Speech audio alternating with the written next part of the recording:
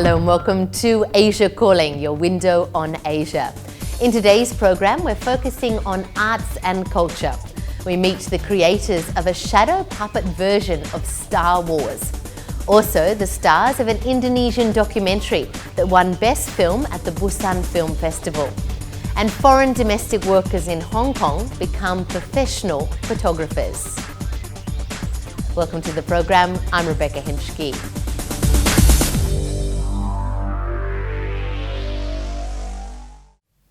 An Indonesian documentary about street musicians recently won Best Documentary at the Busan Film Festival in South Korea. The film tells the story of Bonnie, Ho and Titi, three gifted, charismatic bus musicians in Jakarta, and through them a wider story of contemporary Indonesia, and particularly the frenzied capital of Jakarta.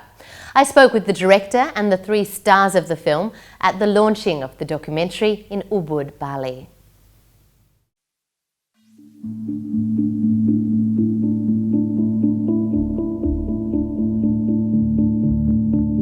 Hidup ini kayak film, panggung sandiwara. Jalanan was 7 years in the making and is the work of Canadian journalist Daniel Siv.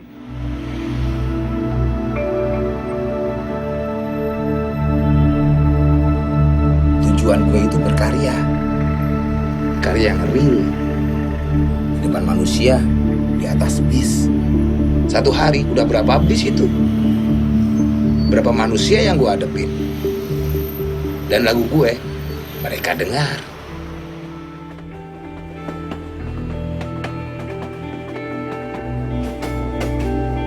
Kalau di kampung aku, ngamen itu nggak bagus. And I was always fascinated by the subculture of pengamen jalanan, or street musicians. I found it was very unique, even within Southeast Asia. There's no other phenomenon like that in other countries, of this entire community of approximately 6,000 or 7,000 buskers who work the buses in the streets and their political and social messages. Apalagi perempuan. To find the main characters for the film, Daniel says he carried out secret auditions by going on and off metro minibuses in Jakarta, searching for the right street musicians. And when I met Ho and Bonnie and Titi, I knew right away that those were the people I wanted to work with. I mean, I met them separately, but kind of within the same few weeks. And it was a gamble that paid off. I mean, I never stopped believing in their story and in their personalities. And most people who have seen the film agree that the strongest aspect of the film is their personalities. So they really work well on screen. Ho says he has always wanted someone to make a film about his life. Juga punya cita-cita pengen punya film tentang kehidupan saya yang real, yang nyata, tidak diada-ada begitu. Akhirnya ternyata Daniel tidak bohong, tidak bercanda. Daniel serius. Saya tanya sama Daniel, kamu serius? Kalau kamu serius, saya serius. Kalau kamu bercanda, saya juga bercanda. Terus Daniel bilang, oh saya serius. Oke, kalau serius, kapan mulai bikin film? Besok bisa? Sangat bisa gitu. But Bonnie was more suspicious of journalists. Ya, kita bukan curiga karena apa ya? Karena kan banyak kan wartawan ini jual apa sih? Media, cerita. Karena dia asik aja ngambil gitu anak-anak jalanan atau lagi tidur. Saya paling benci gitu. Saya mau dibangunin atau ngobrol, nanti kasih makan atau kasih uang, ya kan? Karena kan anak jalanan ini bukannya mata uangan, bukannya GR sama uang gitu, karena hidup di Jakarta kan sangat sulit sekali, keras. Titi says her friends were also skeptical about Daniel's motives. Ya, cuman teman-teman aja yang suka jealous ngeliat saya. Kamu ngapain sih? Kamu bodoh banget. Kamu ngapain sama bule? Cuman ntar di foto-foto, diambil shoot, ntar dijual di luar negeri. Itu hak mereka, saya bilang gitu. Kalau dia merasa senang, kita bisa menyenangkan orang itu dapat pahala. They all say they built up a close relationship with Daniel over the 7 years of shooting. As a result, the film shows intimate moments in their lives.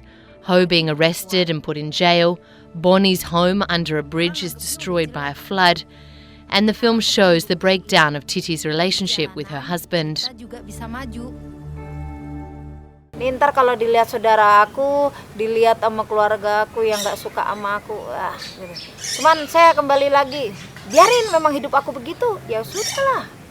Masa bunuh sama orang lain. Yang penting kalau aku, suami aku bilang, udah biarin aja yang lain, yang penting aku. Lihat filmnya kamu gimana perasaannya? Saya nggak bisa ngelihat, saya sangat sedih sekali. Karena bagaimana ya, jadi kita menuangkan kehidupan. Sebenarnya kehidupan itu ada di sini saja, jangan di film ini. Cuma saya sudah pasrah. Daniel says the target audience for the film is both the international community and the local Indonesian market. Director Daniel Siv says the target audience for the film is both the international community and the local Indonesian market. And that during the process of filmmaking, he says that the documentary changed from being a film purely about street musicians into a documentary about Indonesia in a much wider sense. The more I zoomed in on these 3 lives as a microcosm, it really told us so much about Indonesia, the issues they were dealing with, the relationship between them and the powers that be, the idea of being marginalized poor in Jakarta and what that means in terms of identity and opportunity and social mobility and lack thereof. So really so many Indonesian and indeed universal themes emerged from this very micro look at these 3 people's lives, and I thought, wow, this is becoming much bigger than I thought. And now if you watch Jalanan, I really think you feel it's a film about Indonesia that happens to be told through the perspective of 3 street musicians. Ho says he hopes that rich people in Jakarta will see the film and it opens their eyes to the reality of the city's poor. And he's hoping that via the film he too becomes closer to becoming one of the rich. Kalau kayak gitu gue capek, Bon. The plan is for the film to be released in Indonesia in Cinema 21's and Blitz Studios early next year. Perasaannya pasti seneng banget lah ya kan. I'm happy. Wah, bintang film. Seneng banget.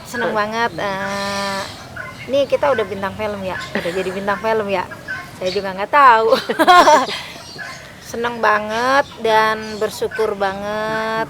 Ternyata selama penantian 7 tahun yang lalu akhirnya bisa tercapai juga. Terima kasih semuanya yang udah mendoakan Titi.